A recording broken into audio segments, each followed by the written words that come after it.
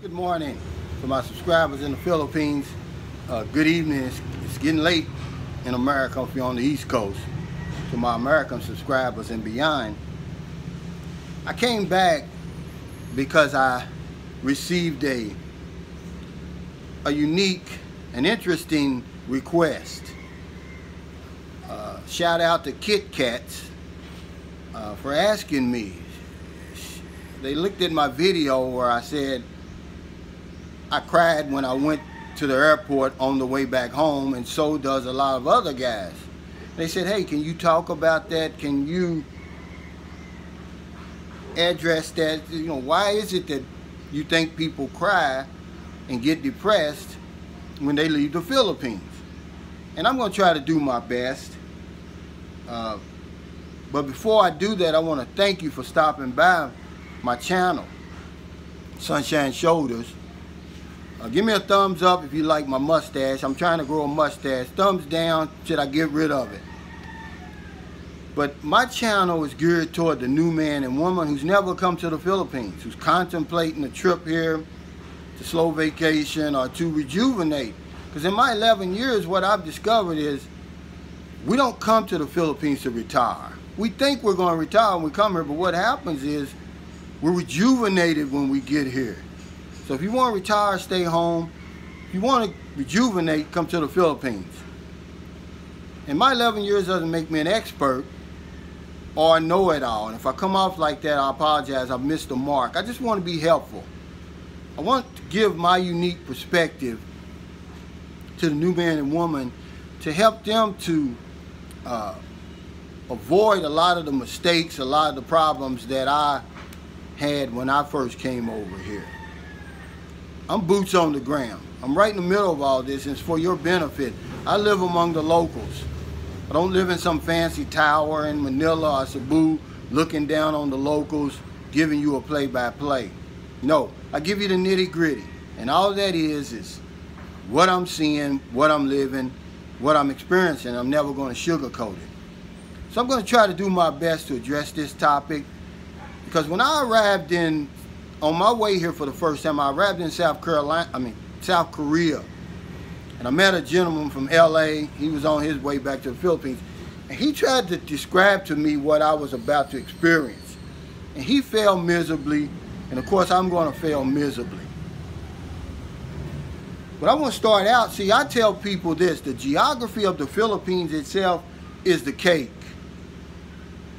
Everything else, the people, the food, the way of life, anything else man-made over here is the icing, and it's a sweet icing. And this place would take your endorphins on the ride of their life. It's a magical place over here. The minute you arrive in the Philippines and that aroma hits your nose, and it's distinctly Philippines. It's not a bad smell, but it's the Philippines. It lets you know you're here. And the minute you get off the plane, and I'm going to keep it on me, I was a VIP. They rolled out the brightest red carpet I'd ever seen. And I was given the rock star treatment that I've never been given anywhere else but the Philippines. And I've been around the world as a member of the United States Navy. Been to Africa, been to Europe, been to Central America, been to Mexico, been to South America.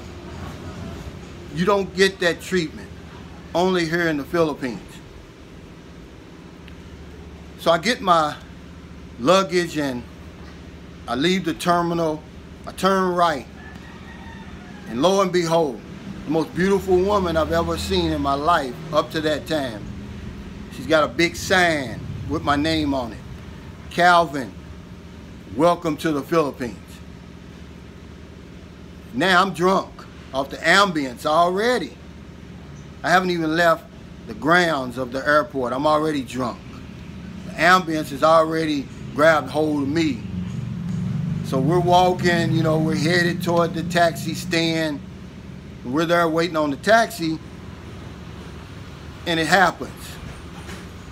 She gives me my official name change.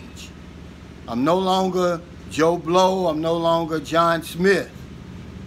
I'm Honey.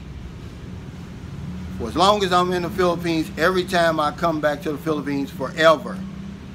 Honey this, honey that. Honey, I love you. Honey, I miss you. Honey, don't ever leave me. And every time I hear honey, I got to pinch myself. And I say, I must have done something really good in my past life to deserve this.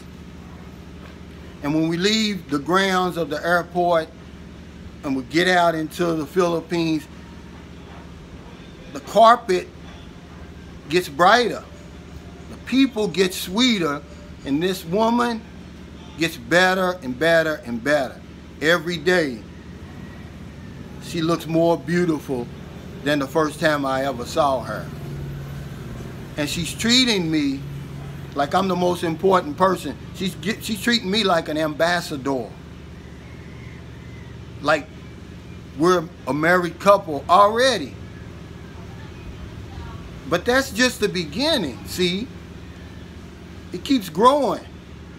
Because what really grabs a hold of you, and you don't even realize it, about the Philippines, is what a friend of mine, he called it nostalgia.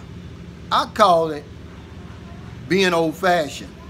The lifestyle over here, the way of life over here, it grabs hold of you, and before you know it, it's too late. It's already got you. But everybody over here seems like they know everybody else. For me, I'm from America. It was like stepping into a time machine and going back to like the 1960s and 1970s. That's as far as I go back. I'm 57. To a simpler time. A time, man, the best years of my life. That's what it's like when I'm here in the Philippines. Because everywhere you go, the people are waving, they're smiling. Remember, I'm a rock star here. People want to take pictures with me. Everybody's so nice. Wherever I go, I'm the guest of honor. Everywhere. And it's just like a sugar high. They take you way up. And then you come crashing down. I mean, the very second you start thinking of your return date to go home, long before you get to the airport, you get that sick feeling in your stomach. And you be like, man, you know something's happening. So how much more depressed are you going to be when that day finally comes? Because these people love me over here. I mean, they treat me special over here. This place stands in stark contrast to the place I come from. Because when I go home, I don't care how long I'm home, a month, 2 weeks, people treat me like a piece of trash. You know, I'm taken for granted. I can never do enough. Nothing I do is good enough. No matter what I do, it's not enough. I'm never equal. But over here, it's a different story. They take me way, way up high, and then you come crashing down, man. On the way to the airport, man, I'm getting that lump in my throat. I can't look at my woman because I don't want to see I'm tearing up. I'm already in a bad place. And I'm just in the taxi. We just on the way to the airport.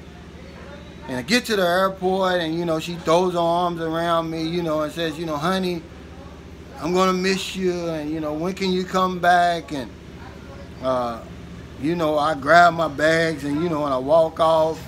I'm in the waiting area, man. And there it comes. Here comes the tears. They flowing. And that's my story, man. And it's every single time I leave the Philippines. My first time, my 10th time, if I leave tomorrow, I'm going to be depressed when I hit that airport.